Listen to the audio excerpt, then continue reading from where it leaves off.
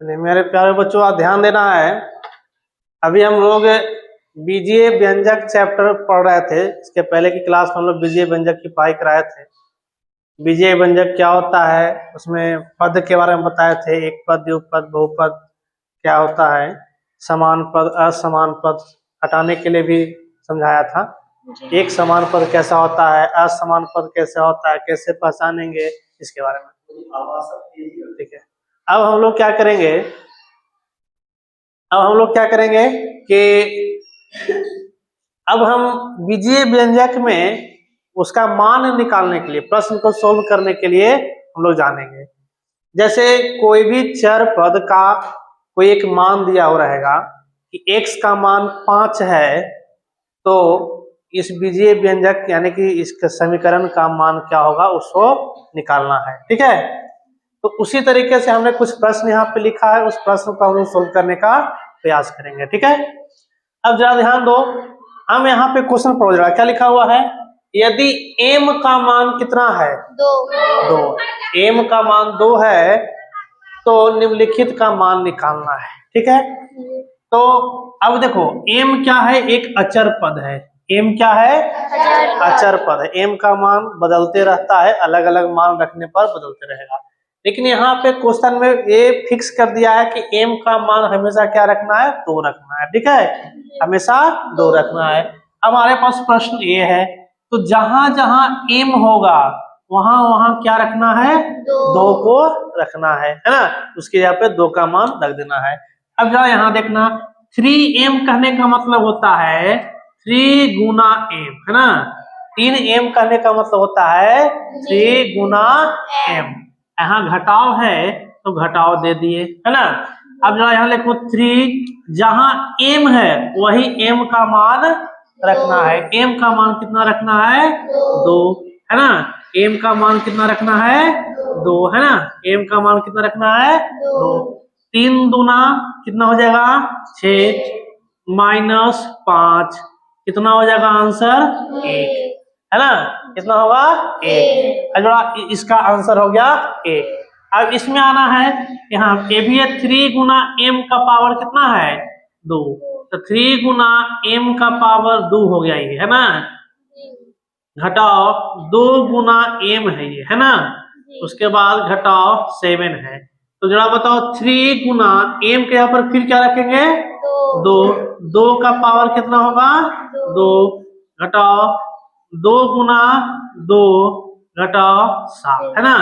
याद देखना यहाँ पे 3 गुना 2 का पावर 2 कितना होता है, 4, घटाओ 2 गुना 2 कितना होता है, 4, घटाओ 7, 4 तिया कितना होगा, 12। ये भी माइनस में, ये भी माइनस में, ये दोनों पद एक साथ ऐड होगा, कितना हो जाएगा, 11। 12 में से 11 जगह कितना बचेगा, 1। कोई दिक्कत नहीं। अब इसमें आ जाओ, यहाँ देखो 5 गुना m है, अब बट्टे में 2 है, घटाओ में कितना है, 4। 5 m का वैल्यू फिर से क्या रखना है, 2 रखना है, बट्टे में 2 घटाओ 4। हम क्या कर सकते, या तो 5 और 2 को गुना कर ले, नहीं तो 2 से 2 को क्या कर ले, काट दे, ये भी कर सकते हैं, है ना। तो बच गया यहाँ पे 5 घटाओ 4 बराबर कितना हो गया, 1। समझ में आएगी बात। किसी भी चर का मान दिया रहेगा तो उसमें उसका मान रख करके कैसे हम प्रश्न को हल करेंगे, समझ में आएगी बात है। जहां जहां चर रहेगा वहां वहां सिर्फ उसका मान रख करके सोल्व कर देना है, हल कर देना है। कोई दिक्कत है नहीं, समझी बात ना। अगला दूसरा प्रश्न देखो, अब यहाँ पे सिर्फ एक चर था m, लेकिन अगले प्रश्न में चर की संख्या कितने हो गए हैं, 2। a भी एक प्रकार की चर है और b भी एक प्रकार के चर है। तो प्रश्न हो सकता है एक चर भी हो सकता है, 2 चर भी हो सकता है, 2 से अधिक भी हो सकता है कि नहीं है, समझ बात ना। तो यहाँ पे 2 चर है, एक a है और एक क्या है, b है। एक a है और एक b है। a का मान कितना कह रहा है प्रश्न में, अब b का मान कितना कह रहा है, -2। यानी कि जहां जहां a होगा वहां वहां क्या रखना होगा हमें, 2, जहां b होगा वहां क्या रखना होगा, -2। क्लियर होगी बात, कोई दिक्कत नहीं। प्रश्न है हमारे पास, a का स्क्वायर माइनस b का स्क्वायर है ना, है a का वर्ग माइनस b का वर्ग, है ना। तो बताना बाबू a का मान कितना रखना है, हमें 2 रखना है, यही ना ये है। a के यहाँ पर क्या रखेंगे 2, a के यहाँ पर 2 रखे है ना, इसका वर्ग भी तो है, तो इसका वर्ग कर दिए। फिर घटाव है तो घटाव दिए, b का मान कितना रखना है -2, -2 का भी तो वर्ग करना है ना। 2 का पावर 2 यानी कि 2 को 2 बार गुना करो, कितना हो जाएगा 4 -2 के 2 पावर गुना करो। आपको पढ़ाए थे, क्या पढ़ाए थे, किसी भी ऋणात्मक संख्या का यदि पावर सम संख्या में हो, क्या हो तो उसका आंसर हमेशा धनात्मक होता है। क्या होता है धनात्मक होता है। तो ये क्या है, ऋणात्मक है ना, इसकी पावर किस में है, धनात्मक में नहीं बोलेंगे, क्या बोलेंगे सम संख्या में, 2 4 6 8 ऐसे हो, है ना, तो इसका आंसर हमेशा क्या होगा धनात्मक। तो -2 का पावर 2 है, यानी कि -2 को -2 से गुना करना है। पढ़ाए थे माइनस में माइनस से गुना करते हैं तो क्या होता है, और 2 में 2 से गुना करें वो क्या होगा। तो यहाँ पे भी हम लोग क्या लिखेंगे बताओ, 4 से 4 को घटाओगे कितना आ जाएगा, कितना आ जाएगा 0। अब यहाँ दूसरा प्रश्न है, फिर से ए बी वाला है, ए के यहाँ पर क्या रखना है 2, बी के यहाँ पर रखना है -2।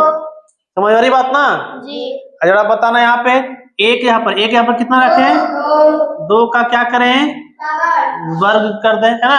यहाँ वर्ग लिखा हुआ है तो वर्ग, पावर 3 रहेगा तो पावर 5 रहेगा तो पावर, समझ में आ गई बात ना।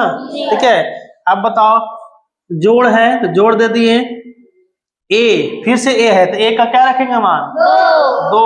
अब बी है, ए बी कहने का मतलब क्या हो गया, ए बी कहने का मतलब क्या हो गया ए गुना बी, ए बी कहने का मतलब क्या होता है ना। तो ए गुना बी, बी कितना है -2, फिर यहाँ क्या है जोड़ है, यहाँ क्या है बी के यहाँ पर क्या रखेंगे -2 का क्या होगा वर्ग। थोड़ा बताना, फिर से बताओ 2 का स्क्वायर करोगे कितना होगा, कितना होगा बताओ बताना। ये वाला 2 किस में है, ये वाला 2 किस में है, प्लस और माइनस को गुना करते हैं तो क्या होता है 2 दूना कितना हो गया माइनस का पावर 2 है, -2 का पावर 2 है तो कितना हो जाएगा +4 में होगा ना। अभी ना बताया माइनस प्लस हो गया। जरा बताना यहाँ पे देखो, ए भी प्लस में है और ए भी प्लस में, तो ये दोनों मिलके कितना हो जाएगा, कितना हो जाएगा, यहाँ -4 लिखेंगे। बताओ 8 में से 4 गया कितना बचेगा, इसका आंसर कितना हो गया, यहाँ तक में कोई दिक्कत नहीं। अब प्रश्न बन जाएगा जी। अब आगे प्रश्न देंगे तो बन लोगे, मजेगा ना, समझ में आएगी बात, कोई दिक्कत नहीं किसी को नहीं, है ना। ठीक है, तो आगे का प्रश्न हम आगे करेंगे, पहले इसको आप लोग एक बार फिर से देख लो, ठीक है।